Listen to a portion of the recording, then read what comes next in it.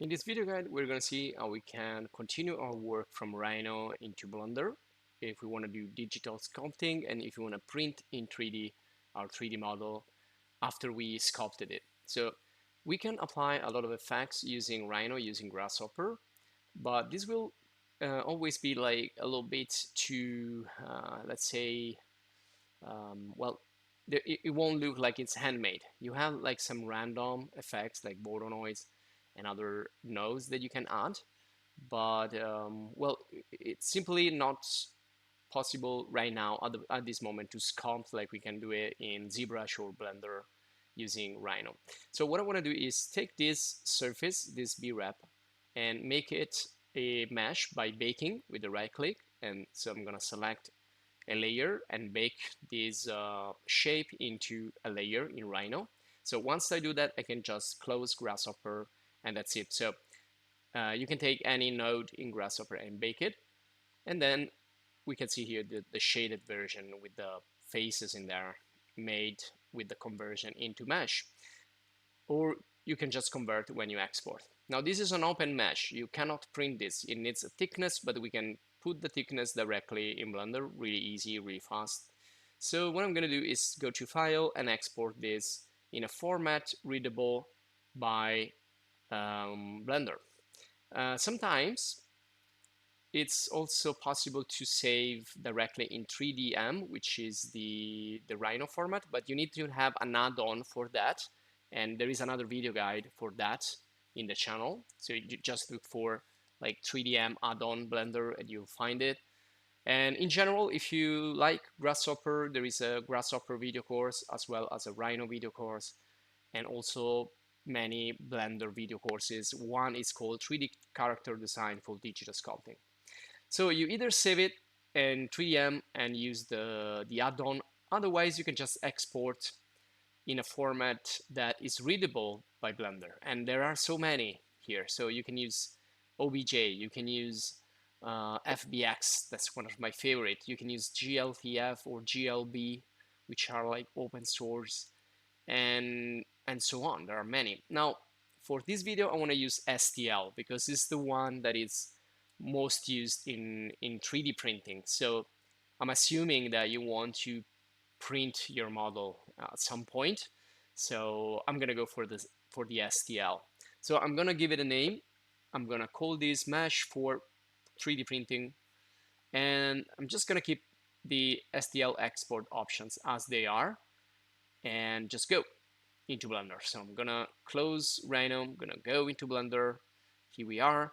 So if you go into Edit Preferences, you can check if there are extensions that can help you work together with Rhino directly with Rhino files. And again, this is a topic that I have explained into another video guide. So you can search in there. You won't find anything in the extensions. You need to go into an external website. You need to download, install the add-on, the plugin, and then it will eventually work. It's also giving some issues, but I tested it and it works. But this time we're just gonna go with STL. Really simple, quick and simple. So import, you have all the various formats you can use, but we're gonna go for STL. And again, I'm not gonna change anything. I'm just gonna get the file from the folder where I exported it and imported in Blender. You can also rescale it, of course. I'm just gonna keep it as big as it is, which is kind of 2 meters now, but you can resize it. You have many tools in Blender to put it in the correct dimension. And also, of course, you can do it already in Rhino and bring it in here with the correct dimensions.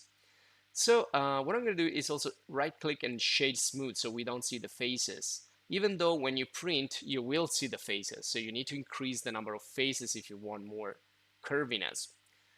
So I'm going to go in the modifiers and just go for the Solidify, which is going to add a thickness to this. And this now it will become a 3D solid and it's not just a surface anymore. And you can also add an auto smooth. Let's also increase the thickness.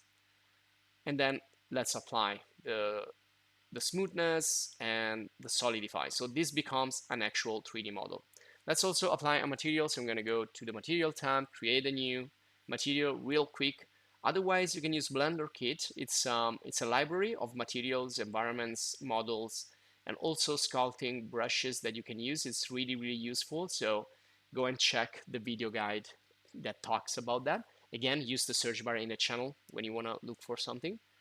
And just gonna put here a yellow color and metallic material real quick. Nothing fancy, just to get the sense of a jewelry design project, of a jewelry modeling, jewelry sculpting. So it looks like gold. And of course, we can see this, the wireframe, we can see the 3D model, we can see the materials using the little spheres on the top right of the 3D view. And that's it. So now let's have fun in Blender. So I'm gonna go into sculpting mode, which is the third interface, and I'm gonna go and sculpt right away with the standard brush.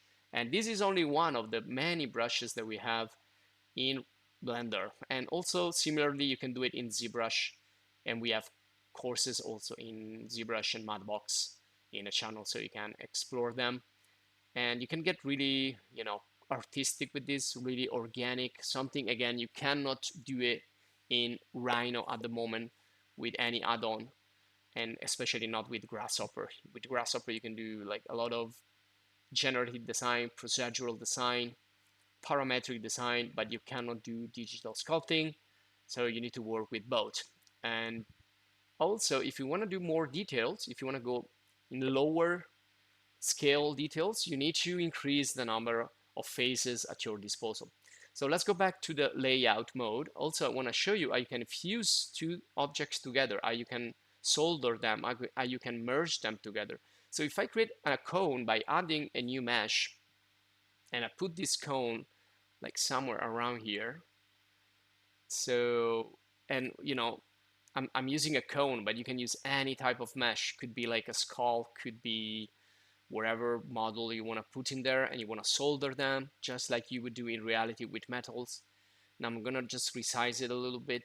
I'm gonna squash it, scale it in one dimension, and now I need to select them both with the shift key and click on both and do join or Ctrl J, and this now will be part of the same 3D object, but they're not soldered yet. So I'm gonna also go in the materials and delete the second material, so everything is one material.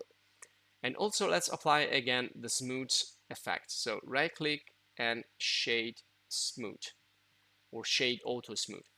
All right, so we can see there is a little edge in there, but that's gonna go away as soon as we remesh. Now remesh is a really powerful tool in Blender. So we use the picker to see the average face size, and then let's just remesh by using a similar setting. So it's like similar size. So let's put like 0.07 and just hit the remesh button, and there you go. Now this looks pretty rough at the moment, which is something you can use in some cases. But let's just increase the number of details by decreasing the voxel size to 0.02. And so you can see now we have less problems, and the two are soldered together. We have a little problem on the edges, which we'll fix by applying another magic tool on the left side here. On the tools, we look for the mesh filter, brush, and let's select smooth as a filter type, and just click and drag with your left mouse. And the more you drag, the more you can see it's smoothing out everything, and everything is now looking like one single object, perfectly soldered together, perfectly merged together in one. And that's it. So this is what we want to do. And now we have also a lot of polygons to play with. So I can continue now to sculpt, and I can add a lot more details.